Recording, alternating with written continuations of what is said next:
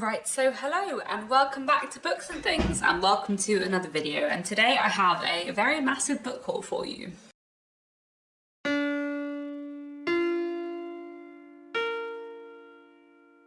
So, I was doing really well with my physical TBR, and I got my physical TBR down to like 24 books, which I was very pleased with. I think that's the lowest my physical TBR has been ever. And then May happened, and it is possible that I have acquired 22 books in the last few weeks. I think it's 22, I might have to count again, but it has been quite a lot. So I'm basically doubling my physical TBR. And there are a couple of reasons why I have acquired so many books in the month of May. One of them is that it was my birthday earlier in May. One of them is that I went on a day trip to Bath for a literary event I was doing and bought some books in Bath because Bath is my favourite place to go book tripping and I hadn't been there for ages. And then I also went into the offices of my publishers who are publishing my debut novel next year, and they gave me quite a lot of proof copies. And between all of those things, I have acquired an awful lot of books. So let's go through the books. And I'm going to start off with the books I got for my birthday. I'm going to try and separate them into classics and contemporary, but there's quite a mix in this book haul. Quite a few classics in here, quite a lot of new releases. A lot of new releases actually, which I'm very excited about.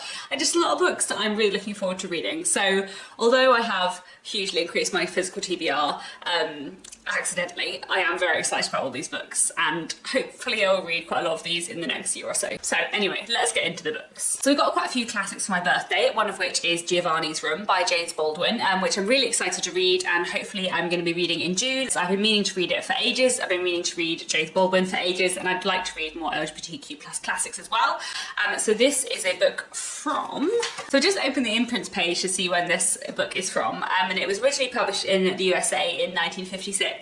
But it was originally published first in Great Britain in 1957 by Michael Joseph, who are my publisher, who I'm going to be mentioning lots of books from later, which I didn't realise that they were James Baldwin's publisher, which is really cool. Anyway, so Giovanni's Room is a LGBTQ+ classic from the 1950s. I believe that it's about a man called David who moves from America to Paris with his girlfriend, and then him and his girlfriend kind of temporarily split up or have some kind of break, or they're going through some kind of problems, and that's when David meets a man called Giovanni and falls in love with him, and everything goes on from there.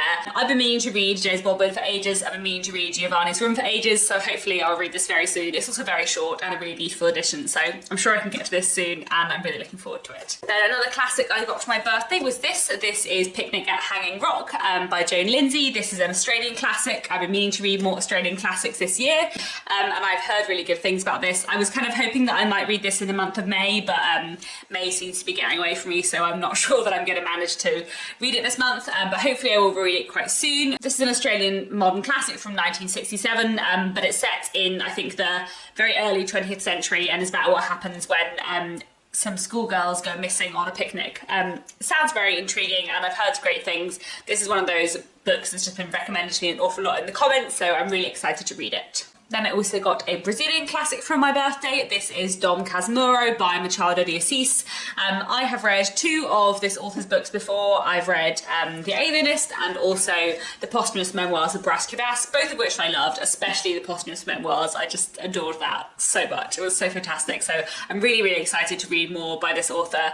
And I don't know very much about this book, but to be honest, I just want to read more by Machado de Assis because I think he's fantastic, and he's so like witty and wry and different, and the way he writes is just fantastic and so interesting. He was a 19th century Brazilian writer, and his writing style is just so unique and wonderful, so I'm really excited to read this. And then my husband Nick very kindly gave me this for my birthday. This is the folio book of great short stories. So this is a short story collection of mostly classic short stories. I think they're mostly classics. Yeah, I think there is one from 2014, but most of them are 19th or kind of earlier in the 20th century.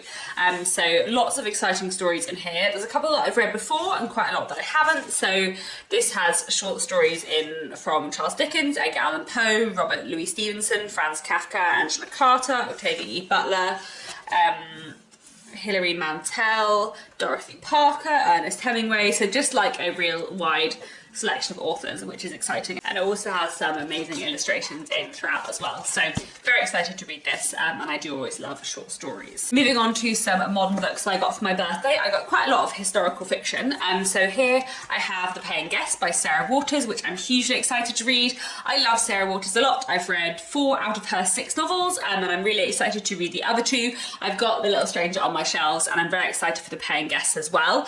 So this is set in 1922 in London, and I kind of don't want to read the blurb to know any more than that. I assume it's set in some kind of lodging house because it's called The Paying Guests, and I assume, like all of Sarah Waters' books, it's going to be full of LGBTQ plus themes and adventure and twists and turns and just like fantastic exploration of history. I love Sarah Waters so much, and I'm very, very excited to read this. And yeah, Sarah Waters is wonderful. I'm sure I will love this a lot. Then I also got for my birthday this is Circus of Wonders by Elizabeth O'Neill, and I'm very excited for this because I absolutely loved her debut novel, The Doll Factory. I thought it was fantastic. Circus of Wonders, like The Doll Factory, is set in the Victorian period, which of course immediately makes me excited for it. This is set in 1866 and it's about a girl called Nell who is sold by her father into the Circus of Wonders, and everything kind of goes on from there. And I think it's going to be both about Nell's kind of story and her adventure, and also about kind of the exploitative nature of circuses in the 19th century, which I think is going to be fascinating. I'm really, really excited for this. I think it's going to be a really interesting read. One of the things I loved about The Doll Factory was how it was a kind of wonderful mixture of incredible historical fiction, but also with some sort of really dramatic, amazing thriller elements in parts towards the end. So I'm sure this is going to be really gripping and exciting as well, and I'm just very, very excited to read it. Then another book I got for my birthday was this. This is Theatre of Marvels by Leanne Dillsworth, and I am hugely excited for this. This is another work of historical fiction set in the Victorian period, and this book is about a Black British actress called Zilla, about her life as an actress and what happens when a fellow stage act of hers disappears, and that kind of brings lots of secrets to the fore. So this sounds really, really fantastic. It's also just really exciting to see an Own Voices book about a Black British woman living in Victorian London, because I love the Victorian period and I love historical fiction about the Victorian period. And one of the things I love about historical fiction, because I also love classics and actually reading Victorian books, one of the things I love about historical fiction is when it fills in the gaps that classics leave out, and it writes about the people that weren't written about in classics, and about, you know, groups within society that existed within the Victorian period but that the Victorian novelists weren't in general writing about very much. So I'm really, really excited for this. I think it's been really fantastic. I also love stuff about the Victorian theatre and all of that kind of stuff. So I think this is going to be a really interesting read, and I'm very, very excited for it. Really hyped book of the year, and yeah, can't wait to pick this up. And then I also got Piranesi by Susanna Clarke, which I'm super excited to read. I had just fallen in love with Susanna Clarke in the last year. I read her book Jonathan Strange and Mr. Norrell in September, and her short story collection set in the same universe, The Ladies of Grace Jew, back in April. Yeah, that's really not very long ago at all. Like a month ago, and it was great. And I'm really, really excited to read her newest book, Piranesi, which won the Women's Prize for Fiction in 2021 and has been talked about a lot. And I gather it's a bit weird and a bit strange, and you're not really sure what's going on, and it's a bit love-hate, but I feel like I'm going to love it because I love Susanna Clarke. And I think it's about someone called Piranesi who is kind of just trapped in a strange house that may or may not go on forever, and you don't really know what's going on. I feel like I've heard a lot of people talk about this book and I still have no idea what it's about, but I feel like I'm just going to love it anyways. I trust Susanna Clarke, so, you know, I will go along with whatever she wants to do. And I'm excited for this one. I think it should be a really interesting read, and I'm looking forward to getting to it soon. Then for my birthday, I also got this. This is Common Ground by Naomi Ishiguro, who is the daughter of Kazuo Ishiguro, who's one of my favourite authors. And this sounds really, really fantastic. I've been meaning to read this for a while. And this story, I gather, is about two people who were friends when they were boys, and one of them was at school and was being bullied at school and met the other one outside of school, and they kind of formed a friendship, and then we pick up with them many years later when they kind of meet again and what goes on from there. So yeah, I'm really excited to get to this one, and I hope that I enjoy it. Finally, of the books I got for my birthday, I have this, and this is Interior Chinatown by Charles Yu. And this was actually given to me by Jenny from Bookish Shenanigans, who has a booktube channel, so I'll link her channel down below. And this sounds really, really interesting. intriguing. So the back of this book says, playful but heartfelt, interior Chinatown is a send-up of Hollywood tropes and Asian stereotypes. So I think from the back, so I'm not entirely certain, that it's about a man who is an actor and who kind of plays bit parts in a TV program, and where he is always kind of like stereotyped for being an Asian American. So looking through it, it looks like some of it is written in play scripts, or screenplays I suppose actually, and some of it is written in prose. So yeah, I'm really looking forward to reading this soon, and I think the unusual form and the screenplays within it are going to make it a really interesting read. So before I get on to the books that I bought in Bath, I do have quite a few proof copies to show you, which I got from publishers. So the first one is Wayward by Amelia Hart, and this is being published by Borough, who are part of HarperCollins, and this sounds great. So this is a debut historical novel coming out in February next year. This book is set in the early 17th century, and I'm pretty sure that it is about witch trials. I don't know too much more about it than that, but I do enjoy a book about witch trials, and this sounds really, really interesting, and I very much love this proof design, so I'm looking forward to reading this at some point before it comes out. And then I have a bunch of proof copies from Penguin Michael Joseph. Michael Joseph are my publisher. They're publishing my debut novel next year. This is Amazing Grace Adams by Fran Littlewood. So Fran Littlewood and I actually did an event together in Bath earlier in the month. We were doing a proof party for Michael Joseph, where there were lots of proof copies of both of our books, which is really exciting, and we did like a Q&A together, and so I read her book before that. So I've read this already, and it is very, very fantastic. I'll talk more about this in my wrap-up at the end of the month, but I fully wept through the last 50 pages. It was absolutely fantastic. I loved this so much. Genuinely one of my favourite books of the year so far, so absolutely delightful that I managed to do my very first event as an author with another author who I think is amazing, so that was very cool. This is very, very good. This is coming out in January 2023, and you should all be excited for it. It's fantastic, absolutely amazing. And then Penguin Michael Joseph also gave me 3 other proof copies. I don't know very much about these books, so we're going to discover things about them together, but they just come recommended from my editors, so looking forward to them. So this is Not Safe for Work by Isabel Kaplan. So this sounds fantastic actually, and this is a novel about someone who is working in television, I think in the US, and it is all about kind of the problematic nature of the television industry, and especially being a junior level female working in the television industry. I'm just really enjoying what they've done on the front page of this proof, because it says, if you want the inside scoop, ask an assistant, because obviously the book is about someone who's an assistant in TV, and then they've got quotes about the book from all the assistants in the publishing house. Isn't that so cool? I just think that's really fun. Anyway, this comes out in August this year, and I'm excited to read it. I will do my best to read it before August, but we'll see how I get on. There are always many, many books to read. They also gave me a proof copy of The Hollow Sea by Annie Kirby, and this comes out in August 2022 as well. And this is about a woman called Scotty who, after she realises that she may never become a mother, she decides to flee to the remote North Atlantic archipelago of St Hilda. So she's living on islands that are a bit dangerous, and where there's lots of complicated local folklore. So this, I think, is contemporary set, but it sounds like it might be a little bit gothic in terms of the local folklore angle, so that sounds really intriguing, and it's very beautiful, so I'm looking forward to reading this. And again, we'll try and get to it before August, but we will see how I go. And then another proof copy, this is More Than You'll Ever Know by Katie Gutteret. So I think, reading the blurb, that this is a novel about a true crime writer who is trying to solve a case and tell the truth about a story, and then I'm assuming that things go a little bit wrong. So it sounds really intriguing. I'm looking forward to this actually. I think this will be a really interesting read. This comes out in July, so I don't think I'm actually going to manage to read it before July, but hopefully I'll read this later this year, and it sounds wonderful. And then I also bought some books this month, because I hadn't acquired enough books in May already. So one book that I got at the very beginning of May was this. This is Sea of Tranquility by Emily St John Mandel. I pre-ordered this, so I think I actually might have got this at the very end of April. But I'm very, very excited for this because I love Emily St John Mandel a lot. She's one of my absolute favourite authors. I've loved all of her books so far, and this is her new book. And this is set apparently both partly in 1912 and also partly 100 years in the future from now, on a colony on the moon, which just sounds wonderful, and I don't really need to know anything more than that. Emily St John Mandel is a fantastic writer. She writes so interestingly about so many different things, and she has that perfect balance for me of amazing characterization, amazing plot, amazing writing, you know, fantastic settings and themes, and I'm sure I'm gonna love it. I don't need to know too much more except for the moon colony. Like, oh, it's gonna be great. It's gonna be great. And then finally, I have the 6 books that I bought when I was in Bath last week for my first event as an author, which was hugely exciting. And before my proof party event in the evening, I went around Bath and did quite a bit of book shopping. I did vlog while I was in Bath, so I will have a video of the event and stuff up at some point in the next few weeks. But for now, I will tell you about the 6 books that I bought when I was there. So first I went to Persephone Books, which used to be in London but is now in Bath, and who produce beautiful, beautiful out-of-print classics in amazing editions. So I got this one. This is The Young Pretenders by Edith Henrietta Fowler. So this is a Victorian novel that I'd never heard of.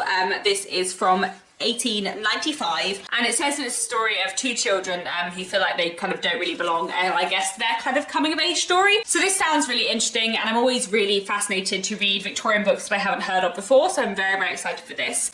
And then the other book that I bought in Persephone was this. This is Lady Rose and Mrs. Memory by Ruby Ferguson, and this was first published in 1937, and the little like blurb beneath the book on display in Persephone Bookshop said that it's about a woman who marries for the sake of convenience and then meets the love of her life on a park bench, and that just sounds really, really intriguing. So I'm looking forward to this. Always keen to read more books published by Persephone Classics because they are very cool, and yeah, I'm very, very excited for this one. Then I also went to Mr. B's Emporium of Reading Delights, another of my absolute favourite bookshops ever, and I bought 2 books there, both of which were books that were on my most anticipated books of 2022 video that I did ages ago. So first I have The Bangalore Detectives Club by Harini Nagandra, and this is, I think, cosy crime set in 1920s Bangalore, which sounds excellent already. The strapline is "Murder and Mayhem, Monsoon Season is Coming," and it just looks absolutely delightful. So I'm really excited for this. It just sounds like the kind of like crime novel that is really up my street, and I think it's going to be a really interesting read. I also think 1920s India will just be a fascinating time period to read about, so I'm very, very excited for this. And also in Mr. B's, I picked up The Dance Tree by Kira Maud Hargrave, which I am exceptionally excited for. I read her first book, The Mercies, and really enjoyed it, and I've also read one of her short stories in the Haunting season, so I'm really excited for her new book, which sounds fantastic. So this book is set in Strasbourg in 1518 during the Dancing Plague, which is a thing that actually happened in history. Like, there's historical evidence and records for this actually happening, where women just started dancing and didn't stop, and like people died because they were dancing so hard and didn't stop. It's absolutely bizarre that this happened, but it did happen, and this is a novel set in that time exploring that, which I think is going to be amazing because it's such a weird historical phenomenon. So it's going to be really, really interesting to like have a novel set in it, kind of looking at it, I guess, from like a feminist perspective, I think. So I'm just really excited for this, and I think it's going to be a really interesting read. And before I move on to the next book, let's also take a moment to appreciate how beautiful a book this is.